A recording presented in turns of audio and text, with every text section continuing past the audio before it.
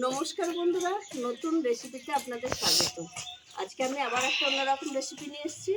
আজকে আমি করে দেখাবো রোদে দেওয়া ঝামেলা ছাড়া, তেল ছাড়া কাঁচা আমের মিষ্টি আচার। রোদে দেওয়া ঝামেলা ছাড়া আর তেল ছাড়া কীভাবে কাঁচা আমের মিষ্টি আচারটা করি সেটা প্রথম থেকে শেষ পর্যন্ত দেখবেন। ভিডিওটা স্কিপ করবেন না।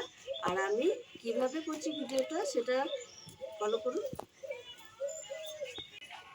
এটা আমাদের গাছের আম। আমি এখানে 2 কেজি আম পেড়ে নিয়েছি, পেড়ে একবারে ধুয়ে রেখেছি, ধুয়ে একটু জল ঝরাতে দিয়ে রেখেছিলাম। আর এই আমটা এখন আমি ভালো করে শুকনো ন্যাকড়া দিয়ে পুছে নেব। আর এই আচারের জন্য আমি নিয়ে নিয়েছি এই যে গোটা জিরে, গোটা ধনে, 5 ফোড়ন, শুকনো লঙ্কা, নুন আর এই যে ভিনিগার আর চিনিটা আমি আনতে ভুলে গেছি। 1 কেজি মতো চিনি লাগবে, যেহেতু 2 কেজি আম নিয়েছি সেহেতু 1 কেজি চিনি লাগবে। প্রথমে আমি আমটা কেটে নেবো, তারপরে চিনিটা নিয়ে আসছি। আর এখন আমি আমটা একটু এই যে শুকনো ন্যাকড়া দিয়ে ভালো করে পুছে নেব।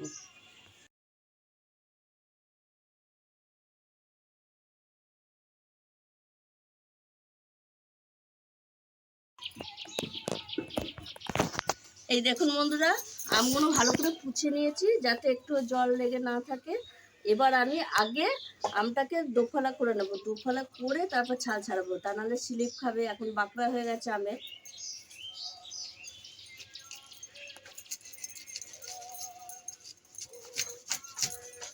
এই দেখুন একটু কালারও হয়ে গেছে। এবার এইভাবে দোফালা করে আমি, এই দেখুন বন্ধুরা, আমার সব আম দোফালা করে কেটে নিয়েছি আর একটু রং ধরেছে। আর এই যে আমি এবার কুশিগুলো ফেলে দিয়েছি আর ছাড়িয়ে নিয়েছি আম দিয়ে এইভাবে কাটবো। এইভাবে লম্বা লম্বা করে কাটবো, সব আমটাই এরকম ছাড়িয়ে নিয়ে। এই দেখুন বন্ধুরা, আম সব এরকম কেটে নিয়েছি আর একটু রং ধরে গেছে। এবার আমি আমটাকে মাখিয়ে নেব।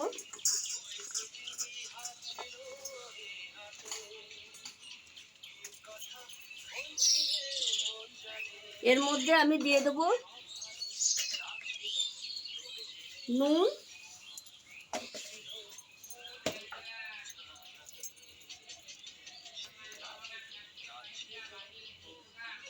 দুশুকি ভিনিগার দিচ্ছি। আমটা অনেক দিন থাকবে আচারটা, আর খেতেও ভালো লাগবে, ওর জন্য আমি ভিনিগারটা একসঙ্গে মাখিয়ে রাখছি। আমটা একটু মাখিয়ে নেব, দিয়ে আমি এটা চিনি দিয়ে দেবো। জায়গাটা ছোট হয়েছে, দাঁড়া কড়াইটার মধ্যে মাখিয়ে নিই। বন্ধুরা, ওই থালাটা একটু ছোট হয়েছিল, এই কড়াইতেই বসাবো, তাই এই কড়াইতেই একবারে মাখিয়ে রাখছি। এইবার আমি এই 2 কেজি আমের জন্য 1 কেজি চিনি নিয়েছি।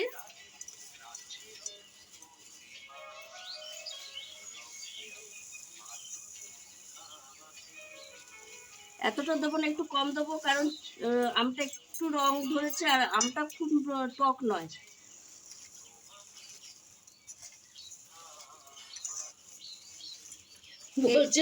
এইভাবে আমি মাখিয়ে 2 ঘন্টা রেখে দেবো।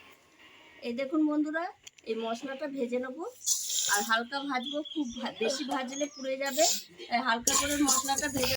এই দেখুন বন্ধুরা, ভাজা হয়ে গেছে আর এটা হালকা ভাজতে হবে, খুব বেশি ভাজলে তেতো হয়ে যাবে। এবার আমি ঢেলে নিচ্ছি। আর এদিকে আমার 2 ঘন্টা হয়েও গেছে। এবার আমি এই দেখুন চিনিটা পুরো গলে একদম জল হয়ে গেছে, এই দেখুন আর একটু একটু আছে, এই দেখুন। এবার আমি কড়াইটা বসিয়ে দেবো আচারের জন্য। এই দেখুন বন্ধুরা, এটা ফুটছে কি সুন্দর। আর এইটা একটু কালার ভালো হওয়ার জন্য আমি একটু হলুদ গুঁড়ো দিয়ে দেবো, একটা সুন্দর কালার আসবে, এর জন্য হলুদ গুঁড়োটা দিলাম। আর এদিকে আচারটা এদিকে ফুটুক, আমি ততক্ষণ এই বাটা মশলাটা বেটে নিয়ে আসি। ভাজা মশলাটা বেটে নিচ্ছি। আর এই মশলাটা একটু আধ খাঁচা বাটবো, তাহলে আচারটা খেতেও ভালো লাগে। এই দেখুন বন্ধুরা, আচারটা একদম রসটা মরে গেছে আর আচারটা হয়ে এসছে। আর আচারটা পারফেক্ট কীভাবে হয়েছে সেটা জানার জন্য আমি এখানে একটা কাঁচের বাটি নিয়েছি। এই বাটির মধ্যে আমি একটু এই যে চিনির রস দিয়ে দেখবো।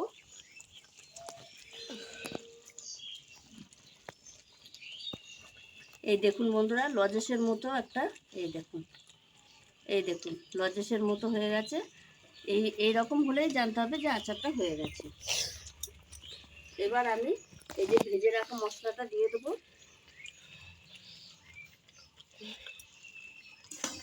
একটু মিশিয়ে নেব।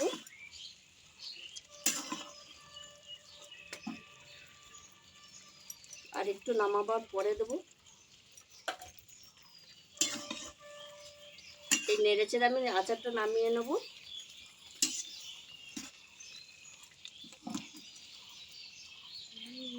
বন্ধুরা, কত সুন্দর হয়েছে আচারটা। এবার ওপর থেকে আর একটু মশলা ছড়িয়ে দেবো, এটা দেখতে সৌন্দর্য লাগার জন্য। আর এইভাবে আচারটা করলে খেতেও ভালো লাগে, আর অনেকদিন সংরক্ষণ করেও রাখা যায়। এটা তেলও দিতে হয় না, আর রোদে দেওয়ারও কোনো প্রয়োজন নেই। এই দেখুন বন্ধুরা, কত সুন্দর হয়েছে আচারটা, এই দেখুন। তাই আমি যেভাবে আচারটা করেছি সেইভাবে একবার করে দেখুন, খুব ভালো লাগবে। আর এটা রোদে দেওয়া ছাড়া আর তেল ছাড়া এত সুন্দর যে আচার হয়, আপনারা না করলে ভাবতেই পারবেন না। তাই আমি যেভাবে করেছি সেইভাবে একবার আচারটা করে দেখবেন, খেয়ে বলবেন কমেন্টে কেমন হয়েছে।